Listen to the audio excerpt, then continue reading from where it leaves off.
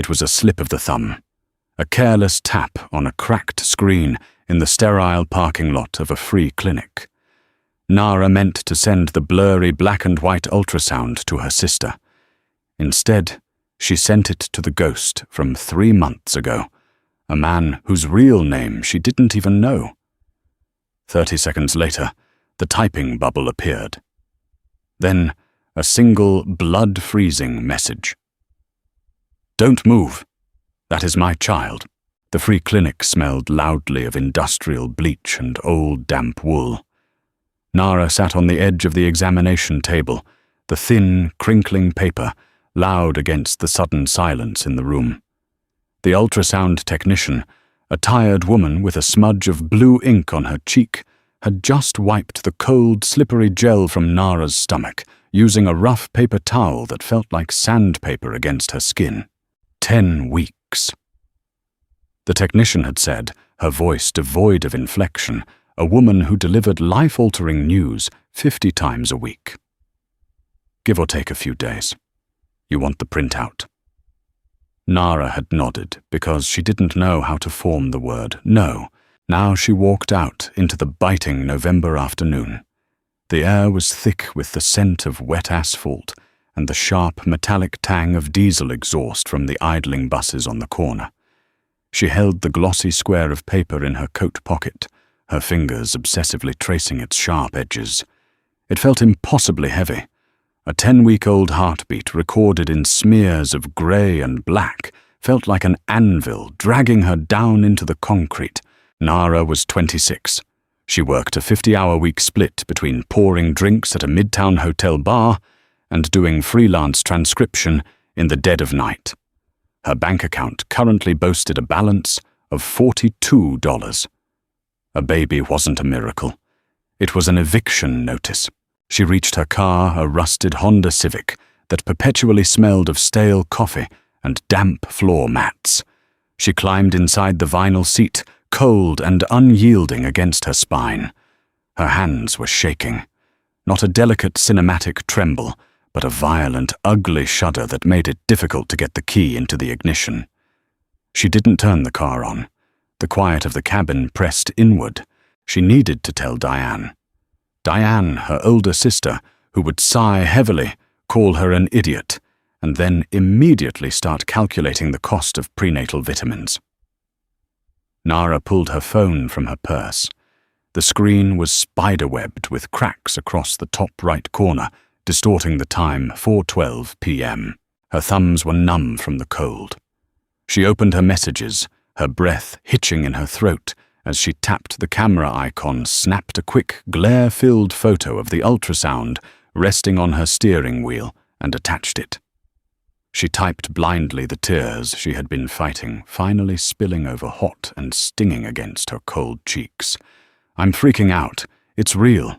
What the hell am I going to do?" She hit send.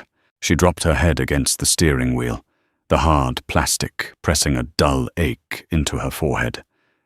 She stayed like that for a long minute, just breathing in the scent of dust and old despair. When she picked her phone back up to see if Diane had read it, her stomach plummeted into an abyss. The contact name at the top of the screen wasn't Diane. It was "Do Not Answer." Nara blinked, her vision blurring, wiping her eyes aggressively with the rough sleeve of her sweater. The cracks on her screen had obscured the D names in her recent contacts. She hadn't tapped her sister's name. She had tapped the number she had saved 3 months ago, specifically, so she would know to ignore it if it ever called.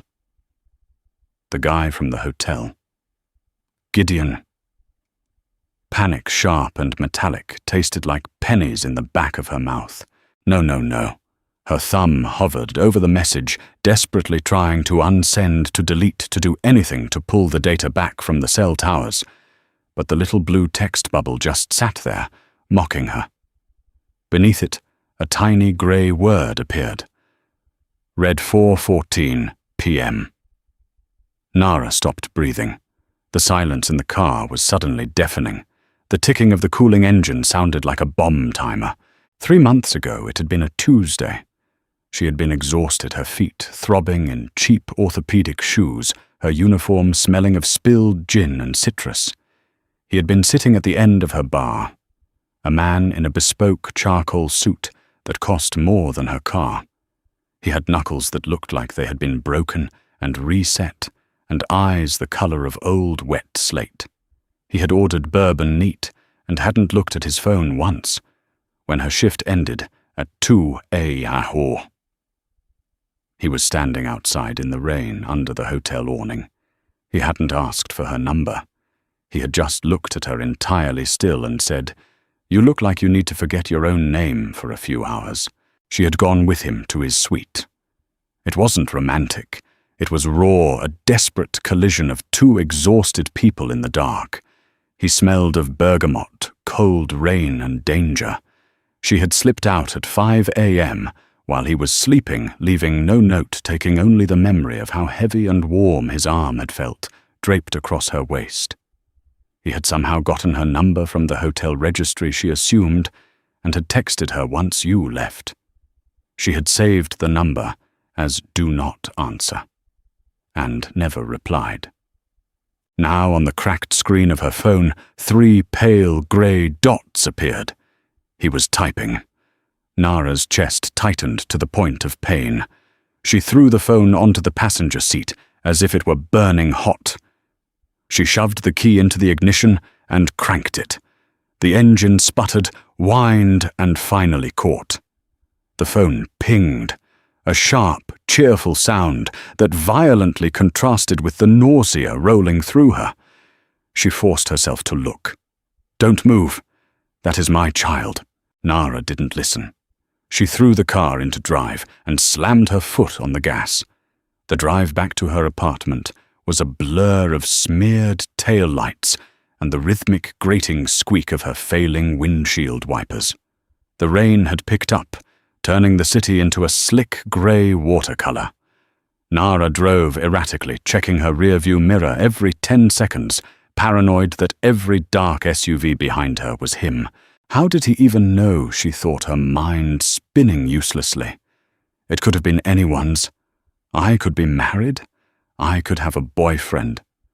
But the terrifying truth was in the absolute certainty of his text. He didn't ask. He stated. She pulled into the cramped alley behind her building, her tires scraping against the curb. She grabbed her purse and sprinted through the rain, her boots splashing in oily puddles. She practically kicked the rusted back door of the building open, shivering violently as the damp chill seeped into her bones. Her apartment building was a decaying 4-story walk-up that always smelled faintly of boiled cabbage floor wax and neglect. The stairs groaned under her weight. By the time she reached the 4th floor, her lungs were burning, and the metallic taste of adrenaline was thick in her throat. She fumbled with her keys. Her hands were still shaking, dropping the ring onto the scuffed linoleum hallway floor with a loud clatter. She swore a harsh, ragged sound, dropping to her knees to retrieve them. Once inside, she slammed the door shut, throwing the deadbolt and sliding the flimsy brass chain into place. She backed away from the door, her chest heaving. The apartment was barely 400 square feet. The radiator in the corner hissed and spat its peeling white paint, flaking onto the warped floorboards. A half-eaten sleeve of saltines sat on the laminate kitchen counter. The refrigerator hummed a low, dying note. It was a pathetic small life, but it was hers. She had built this miserable little sanctuary, and now a single errant text had compromised it entirely. Her phone vibrated in her coat pocket. A long, sustained buzz. A phone call. Nara pulled it out. The screen flashed the same restricted number. She stared at it, the blue light reflecting in her wide, terrified eyes. She hit the red button, sending it directly to voicemail. 10 seconds later, it rang again. She silenced the phone and tossed it onto her thrifted mustard-yellow couch.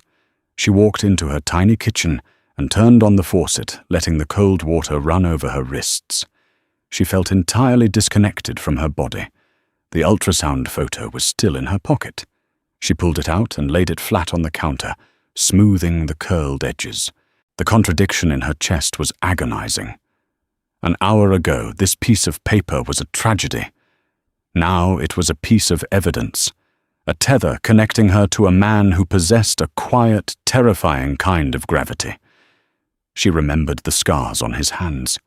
She remembered the way the bartender had deferred to him, pouring from a bottle kept hidden under the counter. She hadn't realized who he was until 3 weeks after that night. She had seen his face on the muted television in the corner of the bar.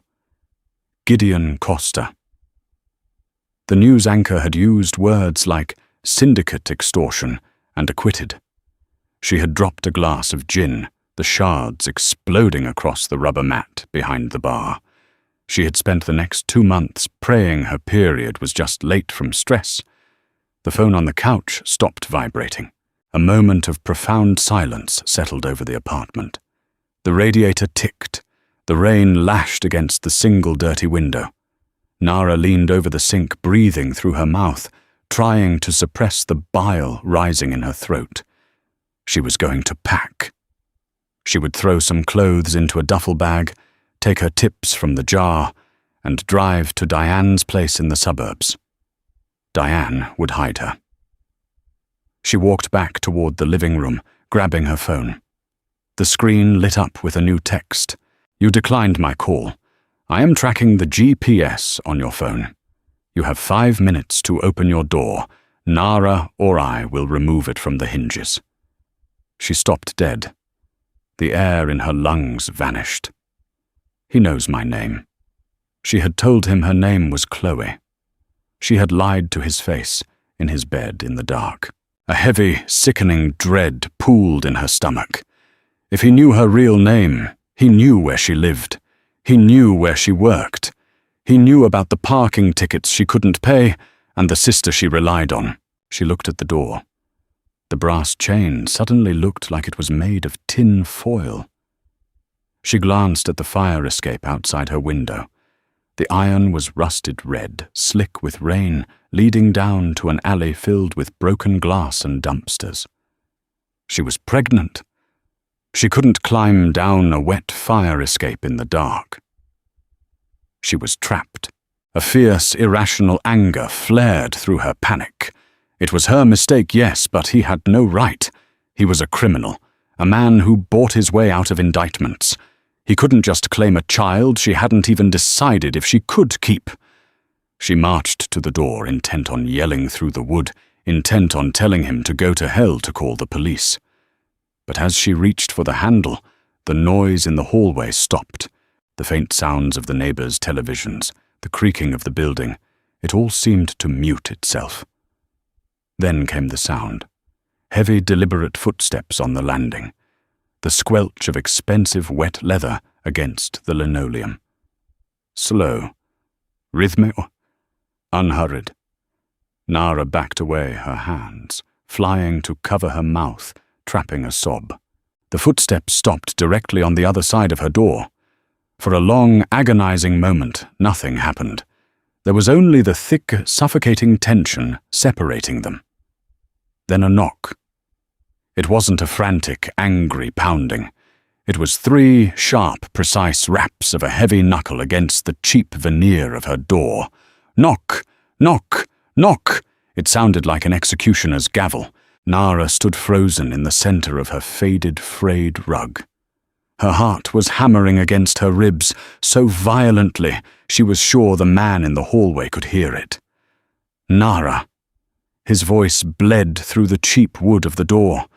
It wasn't raised. It was a low, resonant baritone, rough around the edges, stripped of any polite pretense. It was the voice of a man who never had to repeat himself. She couldn't speak. Her throat was constricted tight with dry terror. She backed up another step, her calves hitting the edge of the coffee table. "I can hear you breathing," Gideon said calmly. "I know you're standing right there. Open the door or I'll step back and kick the lock out. It will scare you, and it will alert your neighbors, and neither of us wants that." It was the absolute lack of emotion in his threat that broke her paralysis. He wasn't negotiating. He was stating an inevitable timeline of events. Her hands shook as she closed the distance. She reached out her fingers, trembling violently, and unlocked the deadbolt. Click. She kept the chain engaged and opened the door 2 inches. The draft from the hallway blew in, carrying his scent. The sharp, clean bite of cold rain, the ozone of the city, and that deep, lingering note of bergamot and dark wool. It hit Nara's senses like a physical blow, dragging her violently back to the memory of tangled sheets and rough hands. She hated herself for the instantaneous, treacherous way her body reacted to it. Gideon Costa stood in the dim yellow light of the hallway. He was exactly as terrifying as she remembered. Only now the danger wasn't veiled by the dim lighting of a hotel bar. He wore a dark wool overcoat over a tailored suit. His shoulders were broad, blocking out the light, making him seem too large, too solid for her decrepit building. Raindrops clung to his dark hair, and the faint silver scar cutting through his left eyebrow was stark under the fluorescent bulb. He looked down at her through the crack in the door, his eyes the color of wet stone locked onto hers. He didn't look angry. He looked entirely ruthlessly focused. He didn't say a word. He just lowered his gaze from her eyes, down to the sliver of her stomach, visible through the opening, and back up. "Take the chain off," he said softly. "No." Nara choked out, her voice cracking. It was a pathetic sound, frail and thin. "You can't be here. You need to leave." Gideon leaned forward slightly, resting one large, scarred hand flat against the wood of her door, inches from her face. "You sent me a picture of my child 12 minutes ago. You think I am going to turn around and walk down those stairs?" "It was an accident," she whispered rapidly, her chest heaving. "A mistake. I meant to send it to my sister. It has nothing to do with you." "It has everything to do with me." His voice dropped half an octave, scraping against her nerves. "Chain. Now. I'll call the cops." Gideon tilted his head, a microscopic movement that radiated exhaustion. "You can call them. They work for me, Nara. The lieutenant at the precinct 3 blocks from here will send my guys. Now you can take the chain off, or I can break it. The choice is yours, but I am coming into that apartment." The utter futility of her situation crashed over her. She was fighting a tidal wave with a teacup. Her hands dropped. She closed the door, slid the brass chain free with a metallic rattle, and stepped back. The door opened fully. Gideon stepped into her apartment, the heavy, wet wool of his coat brushing against the doorframe. He closed the door behind him with a quiet, definitive click. The room instantly felt suffocatingly small. He stood near the entrance, his dark eyes sweeping over the peeling paint, the stained couch, the cheap laminate counters. He took it all in the totality of her poverty, her struggle, and his expression hardened into something unreadable.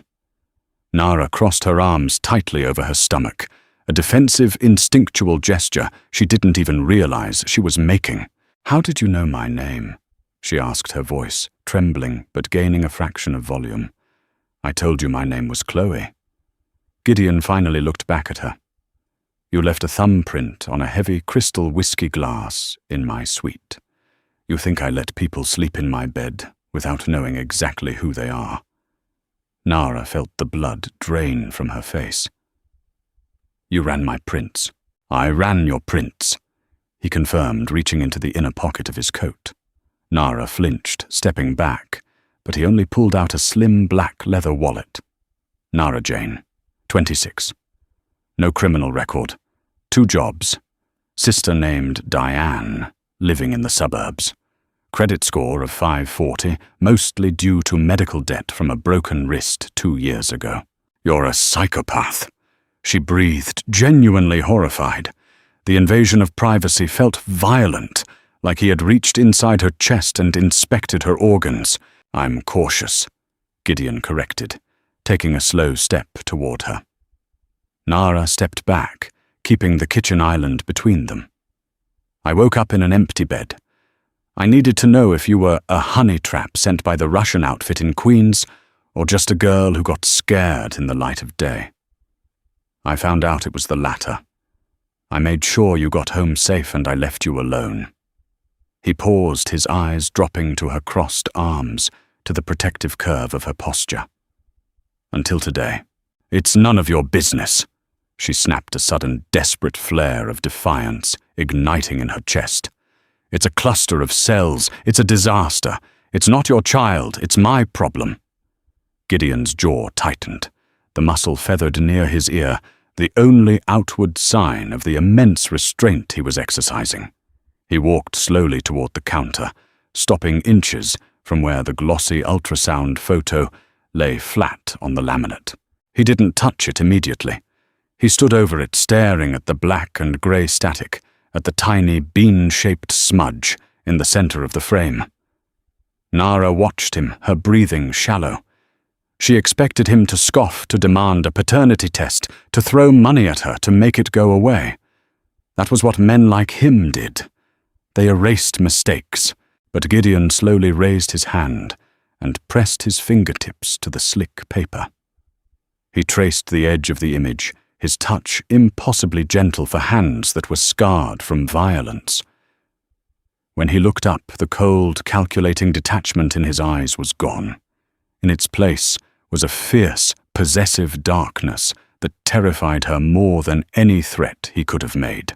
"You live in a box with a rotting fire escape," Gideon said, his voice a low, vibrating hum in the quiet room. "You have $40 to your name. You work until 2 a.m, serving drunks. You are not equipped for this."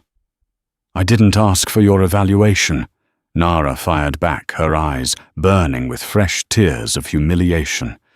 "I don't want your money. I don't want you. Get out." "No." The word was simple. Absolute. He picked up the ultrasound photo, holding it between his thumb and forefinger, and slipped it into the breast pocket of his tailored suit directly over his heart. "Hey!"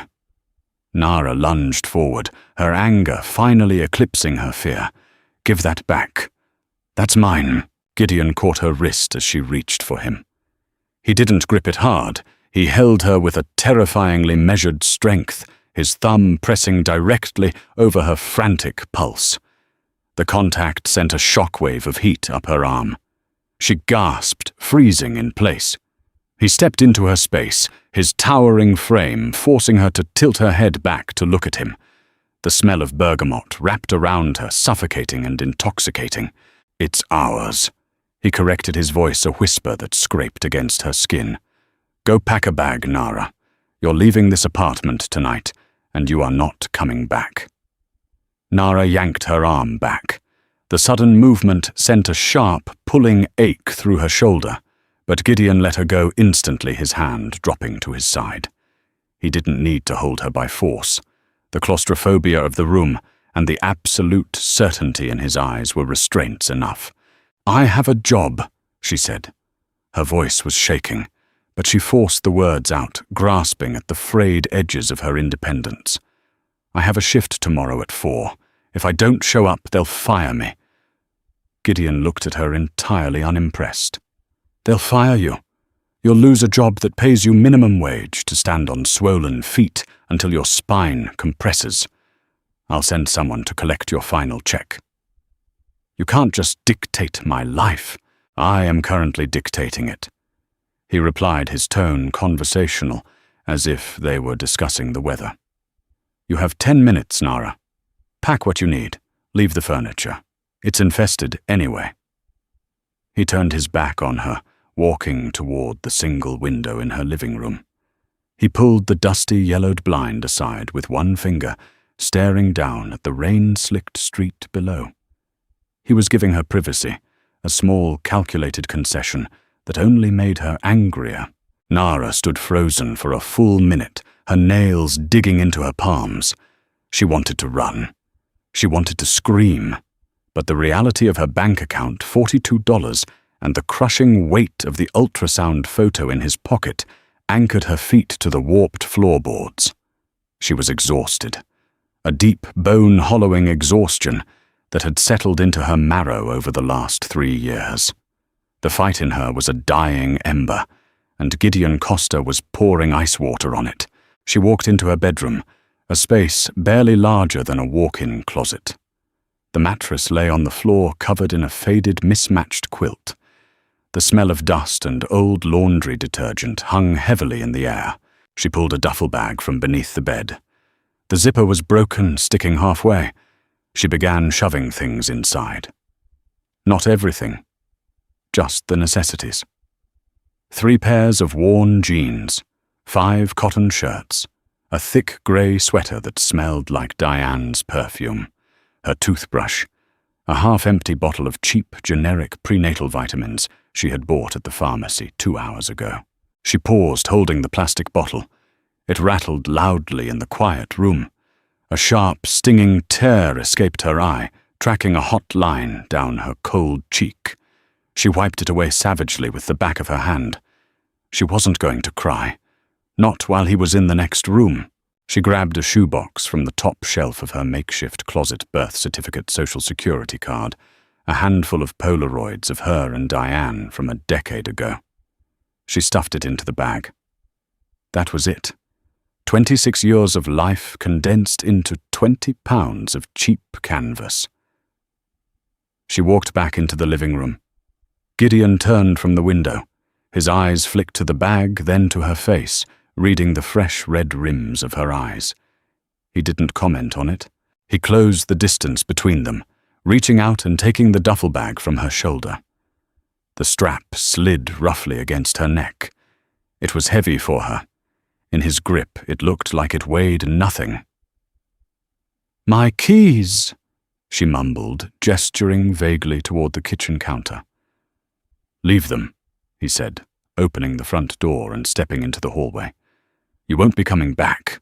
The walk down the 4 flights of stairs was agonizing. The wood groaned under his heavy, deliberate steps. Nara trailed behind him, staring at the broad line of his shoulders beneath the wet wool coat. She felt untethered a balloon slipping from a child's grasp, floating up into a cold, dark sky. When they reached the street, the cold hit her like a physical strike. An idling black sedan sat double-parked by the curb rain, hammering violently against its sleek roof. A man in a dark suit, broad, thick-necked, and entirely bald, stepped out of the driver's side and opened the rear door. He didn't look at Nara. He didn't even blink. Gideon tossed her bag into the trunk, then stood by the open door, waiting. The interior of the car smelled strongly of expensive conditioned leather and an icy blast of air conditioning.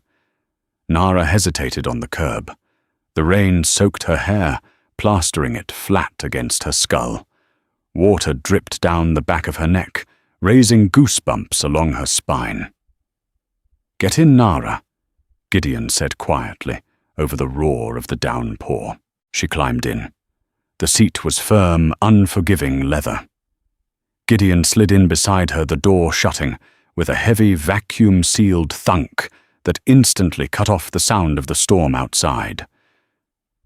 The silence in the cabin was thick and heavy. The car pulled away from the curb smoothly. Nara pressed her shoulder against the cold glass of the window, watching her neighborhood disappear in streaks of neon and grey. The pawn shop on the corner, the bodega with the flickering sign. It was a miserable place, but it was familiar. She turned her head slightly to look at Gideon. He was staring straight ahead, his profile illuminated intermittently by passing streetlights. The silver scar through his eyebrow looked deeper in the shadows. He didn't offer her a comforting word. He didn't try to hold her hand. He had extracted his property, and now he was transporting it. That thought made her stomach twist violently. She wasn't a guest. She was an incubator, a vessel carrying something that belonged to a man who took whatever he wanted. "Where are we going?" she asked. Her voice sounded foreign in the quiet car, thin and reedy. "Downtown," Gideon answered without looking at her. "To my home. It's secure. And tomorrow." He finally turned his head. His dark eyes caught the amber glow of a passing streetlight. Tomorrow you wake up, you eat, you rest, and you let me handle the rest. She woke up to the smell of bleached cotton and silence. It was a jarring, terrifying kind of quiet. There was no hiss of a dying radiator, no wail of distant sirens, no heavy footsteps from the tenant upstairs. Nara kept her eyes closed for a long moment, feeling the sheets. They were heavy, crisp, and cold, lacking the soft, worn-in friction of cheap polyester. She opened her eyes.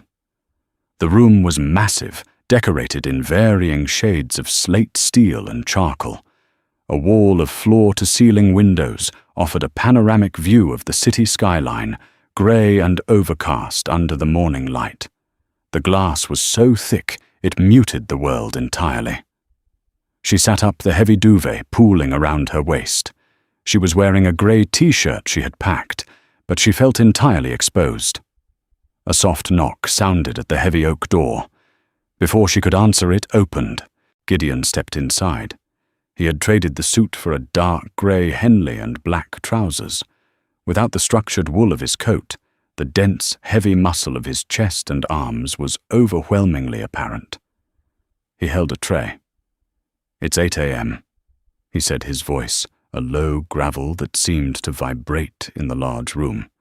He set the tray down on the edge of the mattress. "Eat." Nara pulled her knees to her chest, curling defensively. She looked at the tray. Sliced apples, a piece of dry toast, and a glass of ginger ale. It was a violently clinical assessment of morning sickness. "I'm not hungry," she said, her voice raspy from sleep. "Your nausea is likely a drop in blood sugar," Gideon stated, crossing his arms and leaning against the heavy oak dresser across from the bed. "Eat the toast, Nara. Don't make this difficult." "Make what difficult?" She snapped, the residual anger from last night flaring back to life. "My kidnapping. If I had kidnapped you, you would be in a basement, not a bed that costs more than you'll earn in a decade," he replied, his face entirely blank. "Dr. Evans will be here in 20 minutes. Nara's head snapped up. "Who?" "An obstetrician. He works exclusively for my associates and me. He is discreet." "I don't want your doctor," she said, her voice rising in pitch. The panic was immediate, a cold sweat breaking out on the back of her neck. "I saw a technician yesterday. I'm fine. I don't need a strange man poking at me in a bedroom." Gideon's jaw hardened. He pushed off the dresser and walked slowly toward the bed. Nara shrank back, pressing her spine against the tufted headboard. He stopped when his knees hit the mattress looming over her.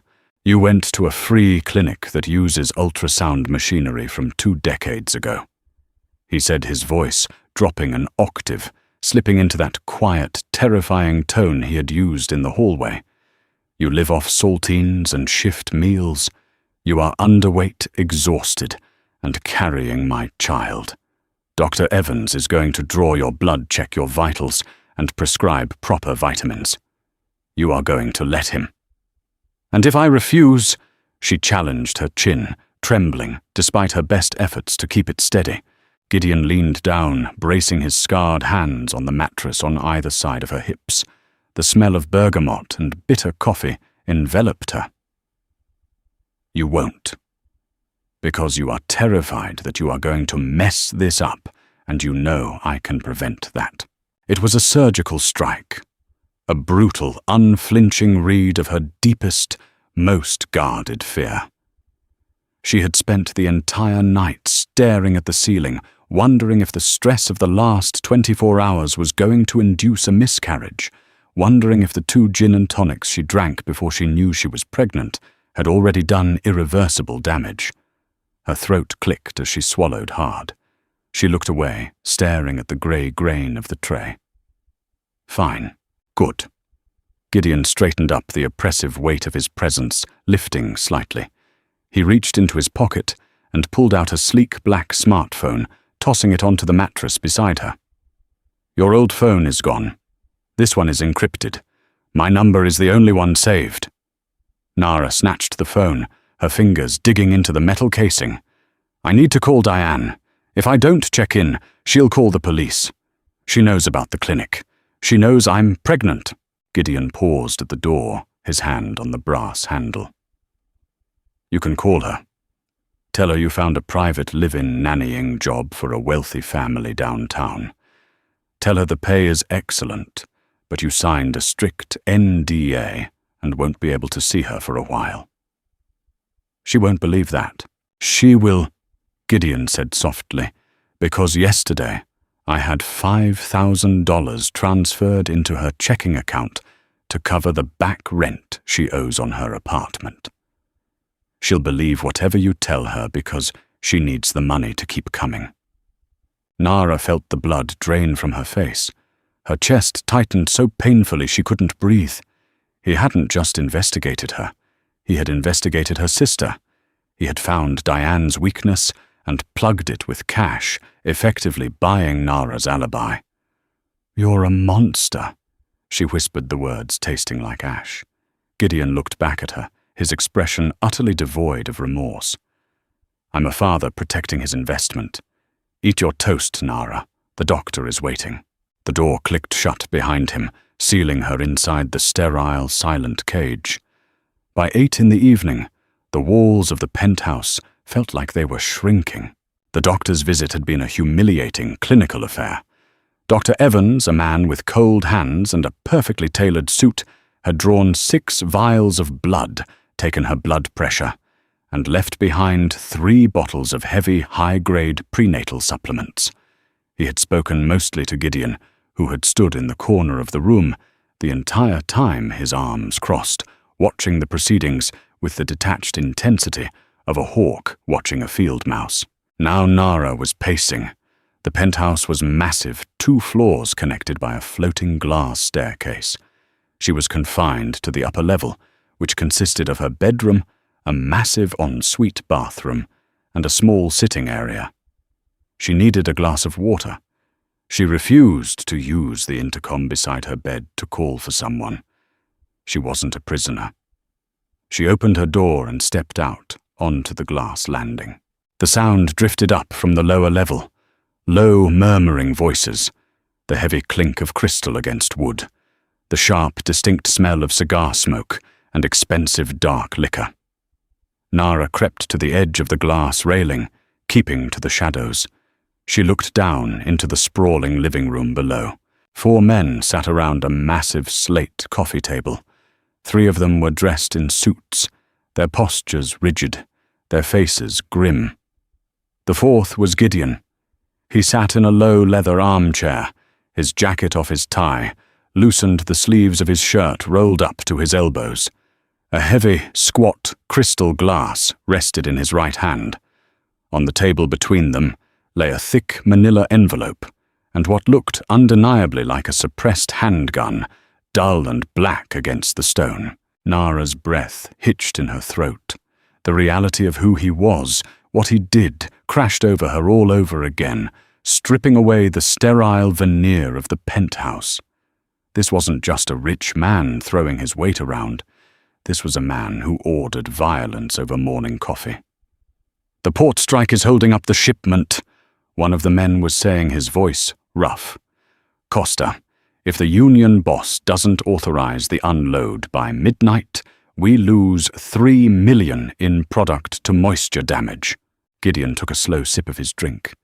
He didn't look concerned. He looked bored. "The union boss has a daughter at Columbia. Send Leo to sit outside her dorm in a visible car. Call him at 11:30 and tell him he has a choice between a signature on a manifest or a very tragic headline." The casual sociopathic ease with which he ordered the intimidation of a college girl hit Nara physically. Her stomach, already fragile from the pregnancy, and the anxiety suddenly bottomed out. A wave of intense, violent nausea rushed up her esophagus. The metallic taste of saliva flooded her mouth. She turned rapidly her bare foot, catching on the edge of the rug near the railing. She stumbled, a sharp gasp escaping her lips before she could clamp a hand over her mouth. The sound was tiny, but in the cavernous penthouse it echoed. The conversation below stopped instantly. 4 heads snapped up toward the glass balcony. Gideon's eyes locked onto hers through the shadows. The bored indifference on his face vanished, replaced by a razor-sharp alertness. Nara didn't wait.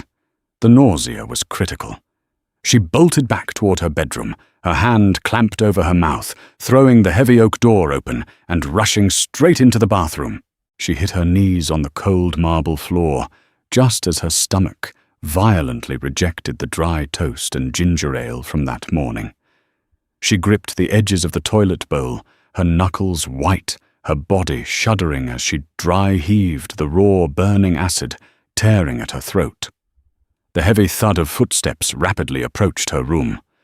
The bedroom door opened, followed seconds later by the bathroom door. Nara couldn't look up. She was crying now, ugly, involuntary tears of pain and humiliation leaking from her eyes. She gasped for air, her hair falling into her face, sticking to the cold sweat on her forehead. She expected him to yell, to demand to know what she had heard, to drag her up by her arm and lock her in a closet. Instead, a large, warm hand gathered her tangled hair, pulling it gently but firmly back from her sweaty face. Another hand, heavy and surprisingly cool, pressed against the back of her neck, right at the base of her skull. The pressure was grounding a solid anchor in the middle of her spinning world. "Breathe through your nose." Gideon's voice rumbled low and completely devoid of the icy menace she had heard downstairs. "Slowly. In. Out." Nara retched again, a pathetic dry sound. Her whole body shook. Gideon didn't flinch. He didn't pull away in disgust. He stayed on his knees beside her, on the hard marble, his hand holding her hair back, his thumb tracing a slow, rhythmic line across her nape. "You're all right," he murmured. The words meant more for the frantic racing of her pulse than anything else. When the wave finally passed, Nara slumped backward, entirely depleted. She fell against Gideon's chest. He didn't push her away. He adjusted his position, letting her lean her weight against him. His shirt smelled faintly of the cigar smoke from downstairs, mixed with his own skin. She closed her eyes, panting softly, feeling the hard, unyielding muscle of his thigh beneath her hip. "I heard you," she whispered, her voice rough and broken. "Downstairs. About the girl at the college."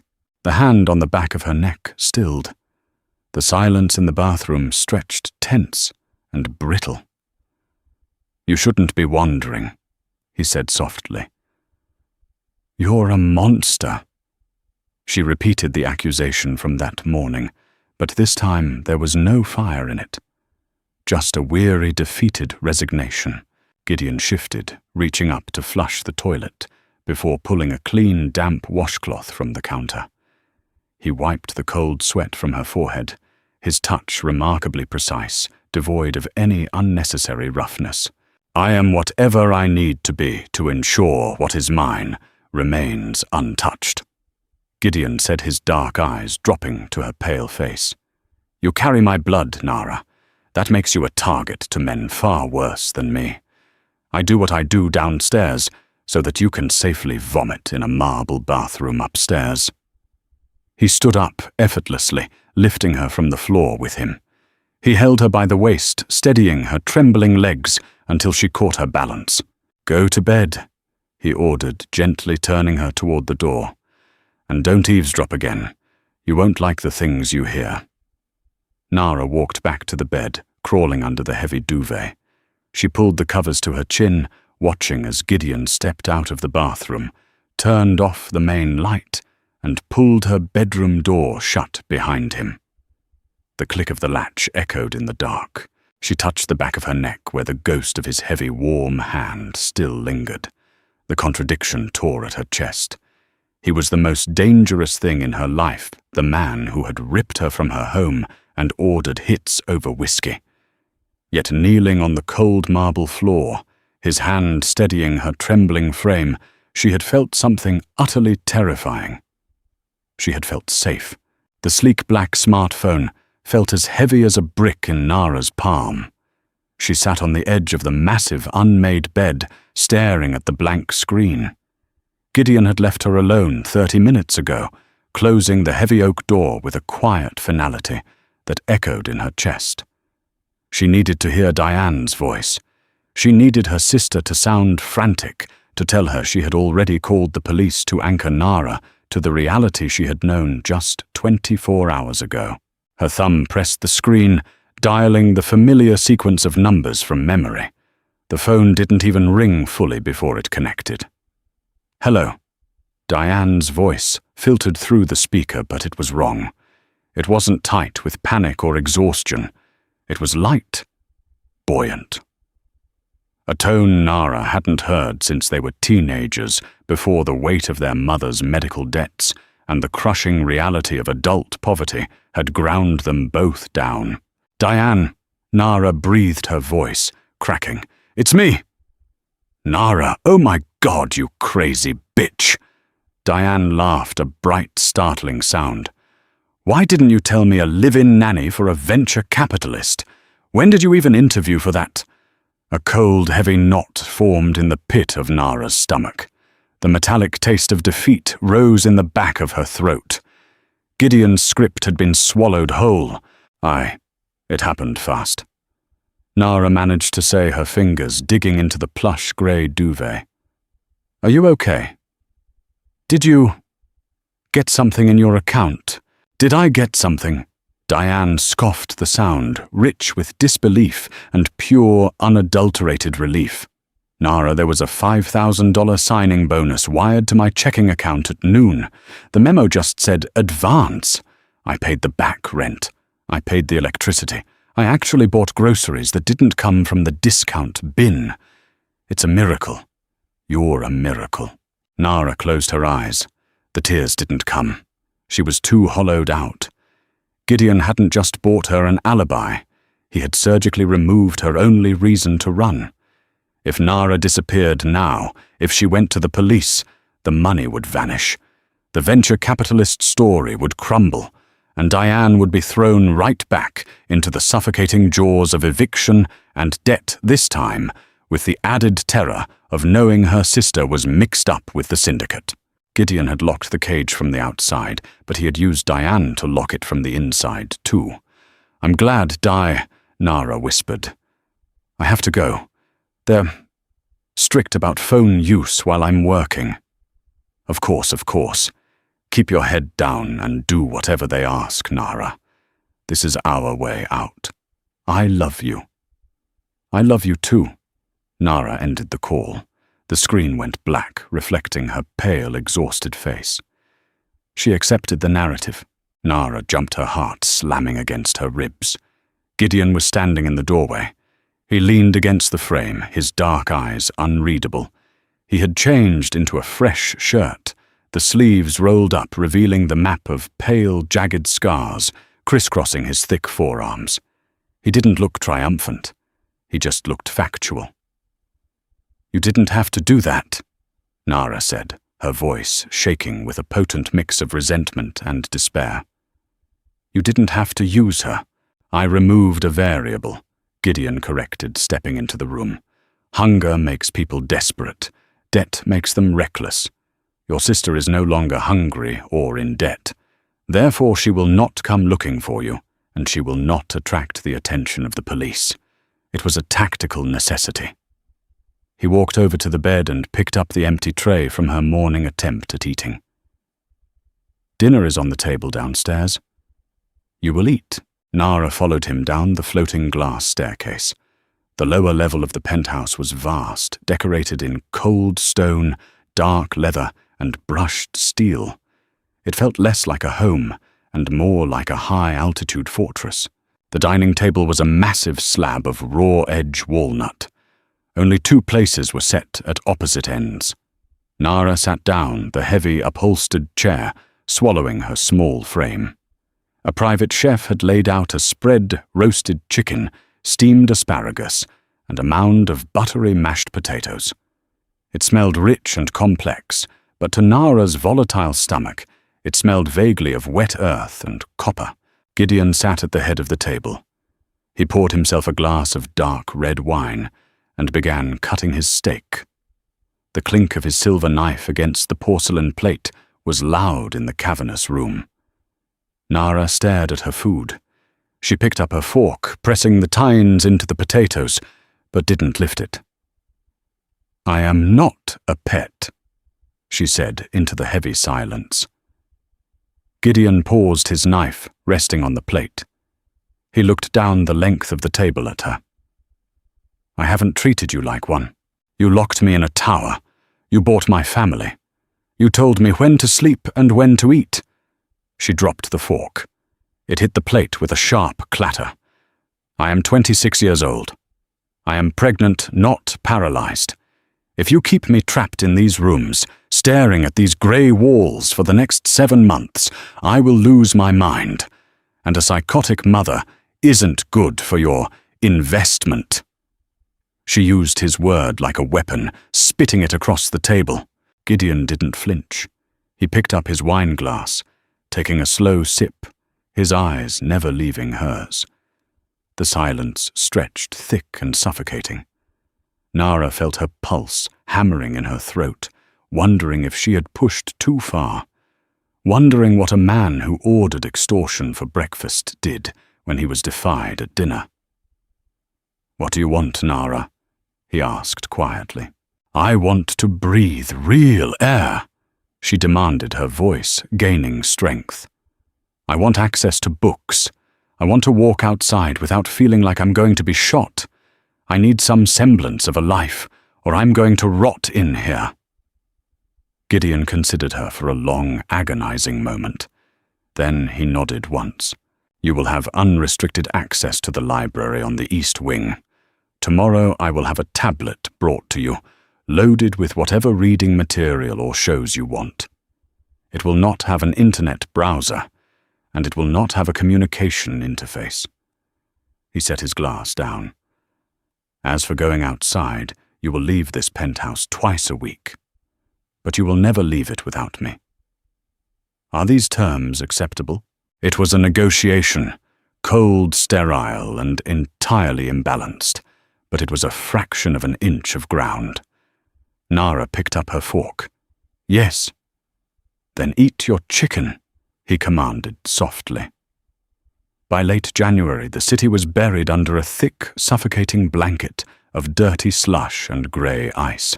Nara was 16 weeks pregnant. The physical reality of the child had finally begun to assert itself. Her cheap, thrifted jeans no longer buttoned, forcing her into a rotation of Gideon's heavy cashmere sweaters and soft grey sweatpants.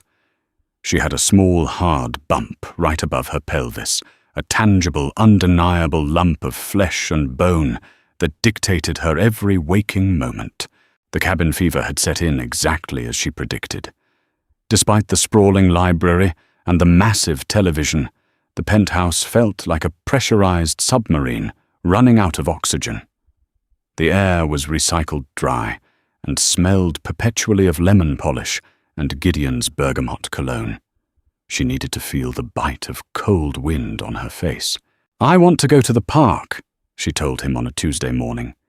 He was sitting at the kitchen island nursing a black coffee and reading a decrypted tablet.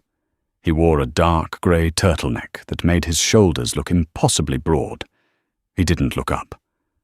"It's 19 degrees outside. I don't care if it's -50. I need to see a tree that isn't sitting in a ceramic pot." Gideon finally lifted his eyes. He scanned her face, reading the brittle, fraying edges of her sanity. He set the tablet down, face flat on the marble counter. "Get your coat." 40 minutes later, a heavy armored black SUV pulled up to the curb of a sprawling private botanical garden in the Bronx. Gideon had made a single phone call and the gates had been opened exclusively for them. The public entrance was chained shut. Leo, the massive, bald enforcer, who had driven the car the night she was taken, put the SUV in park and kept the engine idling. Nara stepped out onto the salted pavement. The cold hit her like a physical blow, shocking her lungs and watering her eyes. It was magnificent. The air smelled of freezing, pine-wet concrete and absolute stillness. She pulled the lapels of her oversized wool coat, a ridiculously expensive garment Gideon had ordered, tailored for her, tighter around her neck. They walked along the winding, snow-dusted paths. The trees were skeletal and bare, their branches encased in clear ice that fractured the pale winter sunlight. Gideon walked beside her, keeping a precise 12-inch distance between them.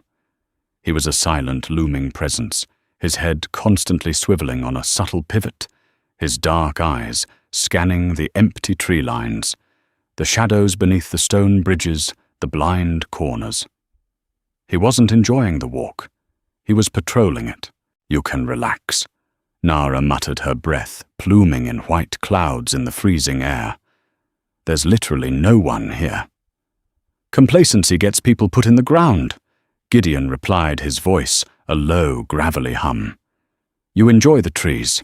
I'll watch the perimeter."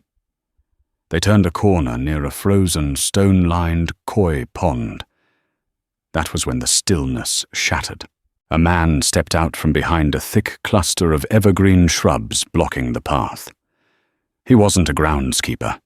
He wore a heavy, dark peacoat, a black watch cap pulled low over his forehead, and a thick scar that pulled the left corner of his mouth into a permanent, ugly sneer. His right hand was buried deep in his coat pocket. The shift in Gideon was instantaneous and terrifying. 1 second he was walking beside her. The next, he was a solid wall of dense muscle positioned directly in front of her. He shoved Nara backward with his left arm, a rough, unceremonious push that sent her stumbling a few steps back into the snow. "Stay behind me!" Gideon snarled the command, vibrating with a lethal metallic frequency. His right hand slid smoothly inside his own coat, resting over his left breast. The posture was casual, but the violence coiled in his frame was deafening. Nara's heart slammed against her ribs, the adrenaline flooding her system so fast, her vision blurred. The man with the scar stopped 10 feet away. He didn't draw a weapon, but his smirk widened. "Costa," the man said, his voice a raspy bark that carried easily over the frozen pond. "Heard a rumor you were buying baby clothes instead of bullets these days. Didn't believe it till I saw you walking the garden like a domesticated dog." Gideon didn't move an inch. His eyes were dead empty voids. "Vargo, you're a long way from the docks, and you're trespassing on a very short fuse. Public Park, Costa." Vargo tilted his head, trying to look past Gideon's broad shoulders to where Nara stood trembling in the snow. His eyes dragged over her stomach, a filthy, lingering assessment that made Nara's skin crawl with violent revulsion. "She's a pretty little thing. Doesn't look like your usual type. A bit fragile." A low, guttural sound tore from Gideon's chest, something closer to a growl than a human breath. "Take one more step," Gideon whispered. The volume was low, but the threat was absolute. "Take one single step toward her, Vargo, and they will be digging you out of the fertilizer in the spring." Behind them, the crunch of heavy boots on the snow signaled Leo's arrival. The massive enforcer didn't say a word. He simply racked the slide of a heavy matte black handgun, the mechanical clack-clack echoing off the frozen water. Vargo's smirk vanished. He glanced at Leo, then back to the dead, empty promise in Gideon's eyes. The math was simple, and Vargo was on the losing end. He slowly pulled his empty right hand out of his pocket, holding it up in a mocking surrender. "Just taking a walk, Costa. Enjoy the fresh air." Vargo turned and disappeared back into the thick brush, his footsteps fading quickly against the frozen ground. For a long, agonizing moment, nobody moved. The air was thick with the metallic tang of adrenaline and unspent violence. Gideon kept his hand inside his coat, his eyes locked on the tree line until the absolute silence of the garden returned. Then he turned to Nara. His chest was heaving slightly. The stoic, icy facade was cracked, revealing a terrifying primal fury underneath. He grabbed her arm not gently, but with a bruising, desperate grip, and hauled her toward the path leading back to the gates. "We're leaving," he barked. Nara stumbled beside him, her knees shaking so violently she could barely feel her feet. She looked up at his hard, unforgiving profile. The reality of her situation crashed over her, suffocating and complete. She wasn't just a captive. She was a liability. She was carrying the blood of a kingpin, which meant an invisible target had been painted on her back the second that ultrasound was delivered. He didn't just lock her in a tower to control her.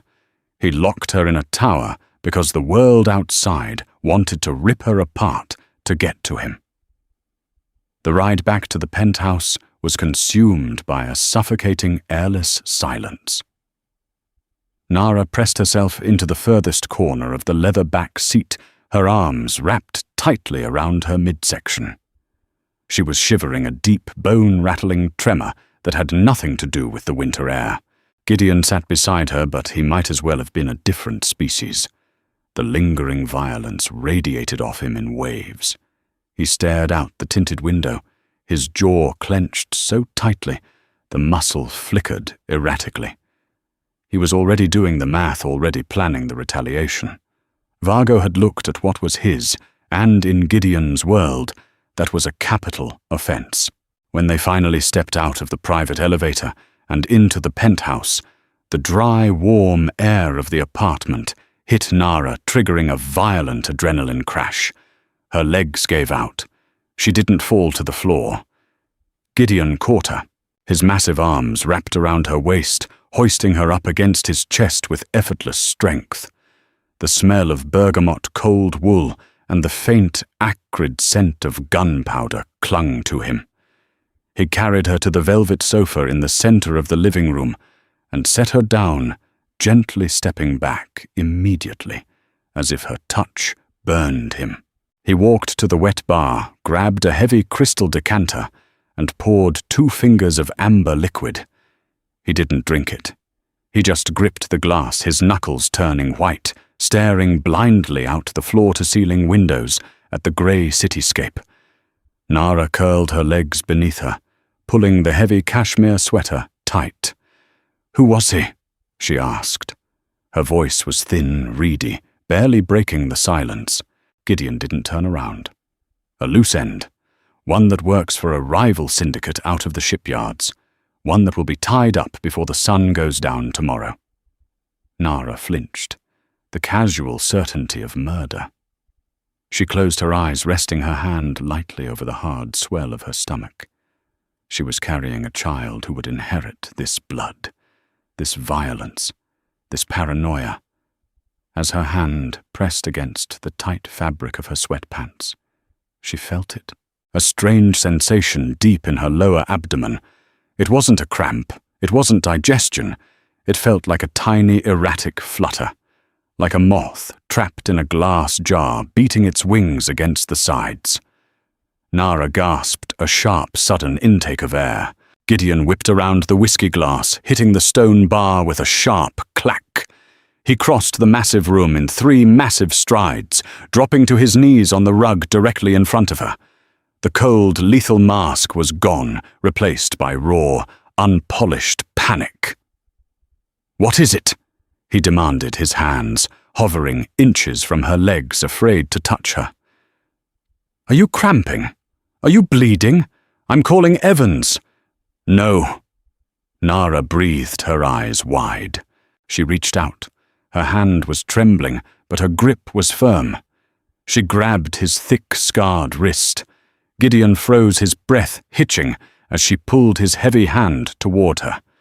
She pressed his large palm flat against the soft cashmere, covering her lower stomach right above her hip bone. "Wait," she whispered. Gideon stopped breathing. The entire penthouse seemed to hold its breath. The only sound was the deep, rhythmic ticking of the grandfather clock in the hallway. 10 seconds passed. 15. Then it happened again. A tiny, distinct tap against the inside of her skin. A microscopic kick translating through layers of tissue and fabric directly into the calloused palm of the man who ordered hits. Gideon's eyes widened. The color drained from his face, leaving the silver scar on his eyebrow stark against his skin. He looked from her stomach up to her face, his expression completely shattered. The ruthless syndicate boss, the man who had stared down a threat with dead eyes 20 minutes ago, looked utterly terrified. And in that terror, there was a violent, possessive awe. He didn't pull his hand away. He pressed it closer, his long fingers spreading out to cover as much of her as possible. My world. Gideon whispered, his voice thick and rough, scraping against his throat. He slowly lowered his head, resting his forehead against her knee, right beside where his hand lay on her stomach. My world is built on corpses and lies, Nara. Everyone wants something. Everyone betrays. Everything I have was taken by force. He paused, a shuddering breath, escaping his lungs, warming the fabric against her leg. But this, he murmured, his thumb stroking a slow, reverent arc across her bump. This is mine, clean, untouched, and I will burn this city to ash. I will salt the earth before I let anything harm either of you. Nara looked down at the dark, thick hair covering his bowed head. She felt the heavy, steady rhythm of his heartbeat, transferring through his palm into her skin. The internal contradiction that had been tearing her apart for 16 weeks suddenly snapped. She hated the monster. She hated the cage. But the mother inside her, the primal, desperate biology that demanded survival, realized a terrifying truth. In a world full of wolves, she didn't want a shepherd. She wanted the biggest, most lethal wolf standing at her door. Slowly her trembling hand lifted. She didn't push him away. She let her fingers settle into his dark hair, feeling the heavy, solid weight of him against her legs. She stopped fighting. She closed her eyes, the ticking of the clock suddenly sounding less like a bomb timer and more like a heartbeat. Thank you so much for joining us on this dark, thrilling journey of unexpected twists, fierce protection, and messy, raw love. If Nara and Gideon's intense story kept you on the edge of your seat, please hit that like button. It really helps support the channel. Don't forget to share this video with your fellow romance and drama lovers who crave a story with high stakes and complex characters. Want to see more gritty, emotional audio stories like this one? Make sure to subscribe and ring the notification bell so you never miss a new upload. See you next time.